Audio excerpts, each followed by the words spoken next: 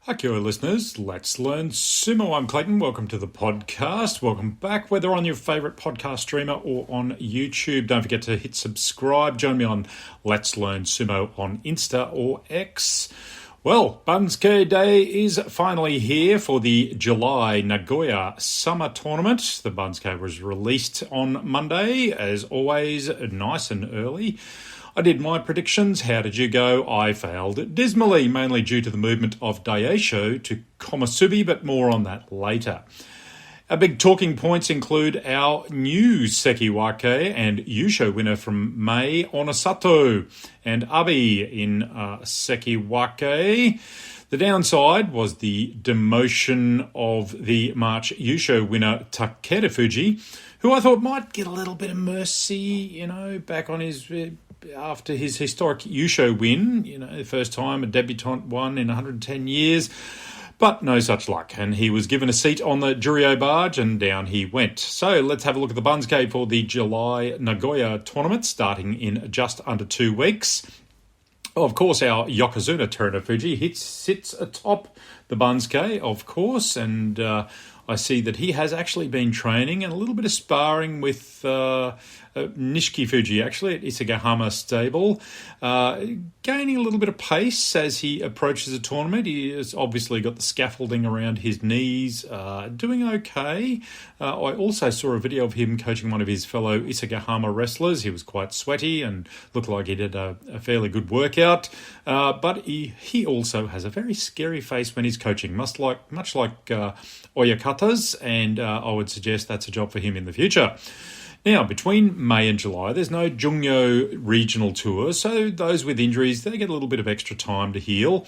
This includes Terunofuji, Ozeki's Takakeisho, who obviously is Kataban this tournament again, and newly demoted Sekiwake, sounds strange, doesn't it?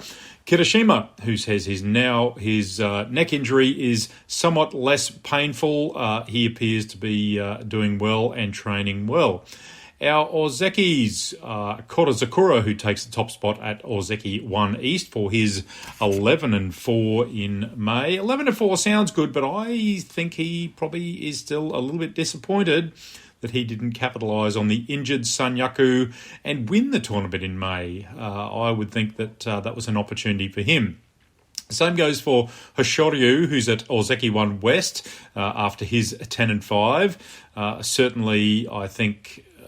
a little bit of lack of consistency there to lose five matches, and certainly the outstanding match and the match that stands out for me was his big throw on Onosato. Quite the flip there. Takakeisho falls to Ozeki 2 East, and after his 0-2-13 record going Kyujo, he is Kataban for about the 10th time, I think. Bad news for him is that really there's not a lot of information on his neck improvement, knowing that it is a very long-term injury that will likely force his retirement at some point in the future. He will have to wrestle with pain while he still does. It's certainly going to limit his ability to perform at the top level, as I've said, to seek his much sought-after Yokozuna rank, which will require him to win 2 Yusho in a row. If he wants that rank, I would suggest retirement beckons for him first. Abi climbs to Sekiwake 1 East for his 10-5, and he's gaining some momentum and consistency. Certainly an Ozeki run in the making. Remember, Ozeki run, you need 33 match wins in 3 tournaments to be considered for Ozeki when you're in the Sanyaku. Onosato, our winner from May, on a 12-3 record, well, he climbs to a promoted Sekiwake 1 West on promotion. He's 11-4 at Magashira 5 in March, 12-3 in May at Komusubi. Look, it's not unheard of for a wrestler to be considered for promotion to Ozeki if he puts together another double-digit win or more. Kachikoshi would see him get over 33 wins over 3 tournaments. Certainly winning 11-4 at Magashira 5 makes it a bit difficult. I'm certain that they will at least take that into consideration, and particularly who he beat at Magashira 5, which was Wakamoto Haru, Takakeisho, and Daisho for those wins. And that will stand him in good stead if he puts out another double-digit win. Certainly, it's doubtful that the council would take into account his score at Magashira 15, because he really fought mostly lower order wrestlers at that rank. So certainly, if he wins the Yusho and does another 12-13 score, I would think that the council would be under great pressure to promote him to Ozeki. That would be interesting. Fingers crossed for him. Our former Ozeki, Kirishima, who failed at defending or escaping from Karaban status in May with a 1, 6, and 8, going Kyujo through the tournament and coming back. He takes a demotion to Sekiwake. Now remember, he needs at least 10 wins to be immediately promoted back to Ozeki. He, as I said, there's positive news that he's been training pretty much pain-free, according to his Oyakata. Apparently the neck injury has righted itself. Time will tell whether he's back into form. Certainly, if he is back in form, he'll be able to train more than he was before the May tournament. I seem to remember he said he wasn't really able to do much training and much bout practice whatsoever prior to May, and thus he was horribly out of form. Daisho. Now, he is the man who ruined my predictions on the Banzuke. He gets a promotion back to Komusubi from Magashira 1 after he was demoted from the rank of Sekiwake. His 11-4, I would have thought, should have seen him promoted back to Sekiwake. And I was surprised he was not promoted back based on Wakamoto Haru's re-promotion in the May Banzuke. Daisho beat Korazakura, Kirishima, Wakamoto Haru on his way to 11-4, so he had a pretty good record. And now the reason I think that Daisho was pretty hard done by is that Wakamoto Haru only got a 9-6 for his re-promotion from Magashira straight back to Sekiwake, and he only beat Kirishima and Takakeisho in that tournament. So I would think that Daisho has a little right to feel a bit aggrieved in the decision not to promote him straight back to Sekiwake, and I certainly do, on behalf of my predictions, they've been blown apart as a result. Joining him at Komusubi is a debutant to the Sanyaku ranks, Hirodumi. He's at his highest ever rank since debuting in Makuuchi in September 22. He has reached the same rank as his Oyakata. He's looking to win a special prize and certainly go further than his Oyakata. He's only been around since September 22 in Makuuchi, so only for just under 2 years, and from when I first saw him, I was fairly impressed. Big round belly man. He does use that yorakiri to his belly to force people out, and I like the way he fights. A bit of a fiery run leading to a 9-6 in May. He needs to find a way to beat the Sanyaku now. He's in one of those meat grinder spots in Komusubi. He did lose to Kirishima, Kotozakura, Hoshoryu, Daisho in May, but on the bright side, Hirodumi did beat Atami Fuji. He beat Onosato, Wakamoto Haru, and Abi to get his 9-6. So, bright start with a serious Sanyaku test around the corner for the big round belly man. One product of Daisho's under-promotion is that Meisei makes it up to Magashira 1 from Magashira 5. Perhaps this is part of the story that the council saw with Meisei. Now, he was really the only other candidate between Magashira 1 and Magashira 5 to get Kachikoshi, and he was looking at a big promotion to the Sanyaku rank of Komusubi, and maybe holding Daisho back was the reflection of that choice by the committee. Meisei's been fighting well this year, so and his 10-5, his consistent run continues, but up at Magashira 1 with Hirodumi at Komusubi, those boys will be in the meat grinder with a couple, one would hope, healthy Ozekis and even a healthy Yokozuna. That meat grinder awaits them. Atami Fuji, he's well conditioned to the Magashira 1 position, having been there for a little while now. his Makikoshi of 7 and 8 was a little bit disappointing in May. His week 1 was awful with only 2 wins, Hoshoryu and a very, very underpowered Kirishima. So as his schedule eased in week 2, he took 5 wins from 7 matches, but just not enough at Kachikoshi. Like I said, you find these guys in Komusubi and Magashira 1 will generally be rotated through the Sanyaku ranks in that first week. So if they can pick up 1, 2, even 3 wins against those guys, that is a successful week for them. As a further result of the Meisei and Daisho situation, Wakamoto Haru actually falls to Magashira 2 from Sekiwake after his injury and his record of 4, 8 and 3, where he went Kyujo in May. Probably a bit lucky not to fall further. He was kind of insulated by the poor showing in the upper Magashira ranks in May, and one of the big winners of the failures of the upper Magashira ranks was Mitakayumi, who rises a big 5 levels from Magashira 7 to Magashira 2 on an 8 and 7 record, only just making Kachikoshi. Normally you would get 1, maybe 2, maybe even 3, but here it accounts for a 5 rank lift. Takayasu, the big bear, he holds Magashira 3 East with his 7, 3 and 5 Kyujo record. Probably a little bit lucky to hold his record based on a few of the others. Gonayama drops a spot only from Magashira 2 to Magashira 3 West on a 6 and 9. Probably a little bit lucky only to drop 1 rank. Tobizaru, he dropped 1 spot to Magashira 4 East. Ura, after his magnificent week 1 result of 6 and 1, could only manage 1 more win for 7 and 8 for the rest of the tournament.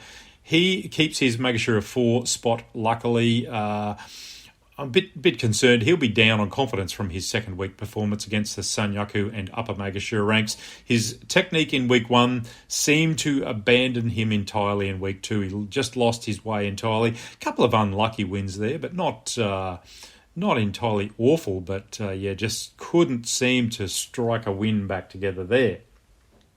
Onosho, he stays at Magashira 5 for his 7 and 8. Shononumi gets a lift to Magashira 5 from Magashira 10, so a big 5-place lift on the back of his 9 and 6. Takanosho, he scrapes up 2 spots to Magashira 6 for his 8 and 7 Kachikoshi. Oho drops 2 spots for his 6 and 9. Steady riser, Koroshoho, he gets 1 spot for his 8 and 7, but I expect a little bit more from him this tournament. He's been fighting well. Sadnumi obviously had a really good tournament, 9 and 6. He goes up from Magashira 11 to 7. Kimbozan goes up 2, probably a little bit luckily, for his 8 and 7. Ryuden, he gets a decent lift from Magashira 14 to Magashira 8. Probably a little bit unlucky not to go a bit higher based on his 10 and 5 win. Oshoma has also punched out a double figure 10 and 5 win. He goes up pretty good steady 5 spots, Magashira 14 to Magashira 9. I think Oshoma, again, based on what he did last tournament, he's certainly one to watch this tournament. Tamawashi drops half a rank, Magashira 9 East to Magashira 9 West for his 7 and 8. Shoto drops 1 rank from Magashira 10 on his 7 and 8 Makekoshi. Midori Fuji, he's beginning to be in a little bit of trouble dropping to Magashira 10 from his heights of Magashira 1 a few tournaments back. I don't necessarily think his 5 and 10 reflected his effort, certainly, or his technique. It's probably more of a reflection of his size, and I think sometimes his tactics against some of these larger wrestlers. As I've said before, I like his fight against Tamawashi last tournament, where he changed his tactics mid-fight to get a Katasukashi, rather than when he really failed to enforce the Yorikiri or an Oshidashi, and he had to change tack. It wasn't going for him. I think I like the way he did that better than I saw some of his other fights, where he really gets focused on one style of winning and going in head first, and it just doesn't work for him. He will need to improve significantly in scores, or the Juryo barge will pull up to his dock and sail him away. Ichi Yamamoto and Nishikigi sit at Magashira 11. Nishikigi is another one who's in deep trouble over the last few tournaments. The difference is that between him and Midori Fuji, I think Nishikigi seems to have lost his power and confidence entirely. I think a lot of things seem to have abandoned him in the last few months, from his highs up to, I think he got up to Komusubi there at one stage. So something has gone wrong there in how he's fighting, and it just the last few tournaments hasn't been working for him. And dropping down to Megashire 11, he's starting to put himself in a dangerous position there if he gets another one or two Makekoshis. Asaniyama, for his sins of missing May entirely, drops to Megashire 12 with Churanumi. Hokuto Fuji got a Makekoshi. He goes down to Megashire 13, but Takara Fuji had a good tournament, and on the back of his Yusho run in May, he finished on 9-6. He just couldn't sustain it throughout the entire tournament and fell to 5 losses in the second week once he got promoted up the order to some of the higher ranked guys. Roga got a let off with his 7-8, which would normally at Megashire 15 see someone on the Juryo barge, but he got to stay there at Megashire 15. So we got some returners from Juryo, and this is what I am excited about for this tournament. Wakataka Kage, say that 5 times when you've had a drink or two. Wakataka Kage, the Juryo Yusho winner on 14-1, and former Seki Wake and brother of Wakamoto Haru and Wakataka Moto, who's down in, I think he's down in Makushita at the moment. He finally makes it back to Makuchi, looking fit and healthy and in good form, a true contender in July. I would expect him to have a really strong first week against some of the lower order guys in the Banzuke, and then be thrown up against the bigger guys towards the second week, and he should put himself in a pretty good contention there. He'll certainly have an easier run of it with the first week with some of the lower order guys before he gets thrown into the Sanyaku ranks, so he'll certainly be a good contender for the Yusho race here. I'd expect him to come into week 2 with at least 5, 6 or 7 wins under his belt. I think he'd be disappointed with only 5 wins. I think 6 or 7 would definitely be his target to go into the second week before he's got to start facing the Sanyaku. Chiyoshima on a 12-3 from Juryo 3, Kageyaki on an 11-4, Bushozan a 9-6. Now, Endo returns after his 12-3, some pretty good form from Juryo. Look, he's had some pretty poor form. He got a couple of good wins there late last year, but ended up on the Juryo barge. Now, remember, he is a bit of a veteran. He's been around for a long time, and his form kind of left him over the last 12 to 18 months despite a few bright spots. It is a big difference between Juryo to Makuchi's. So, look, I'll be interested to see how he goes on this return to Makuchi and against the higher order guys. I wish him well. Hope it goes for him and stays up in Makuchi. I do like Endo. A little bit hot and cold though. So, Nagoya, slippery, hot. It will be blazing hot in Nagoya at this time of year in July. It is a very humid and hot time of year in Japan, particularly in Nagoya, and that apparently makes the clay surface in the dohyo very slippery.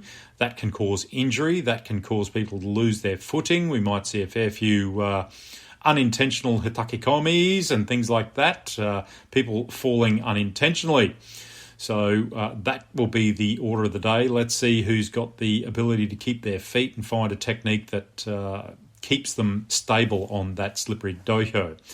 And during the tournament, you might be able to catch me on the live stream commentary at least one night with the lads from now Sunday Morning Sumo, it's called, on YouTube with Goose. It was a lot of fun last time. I think it was called Salt City Sumo, but they've had a rebrand. A lot of fun. Post-tournament, Goose joined me for the review episode of the tournament, and I'm hoping I can convince him to come back for another go, and we'll talk about all things sumo.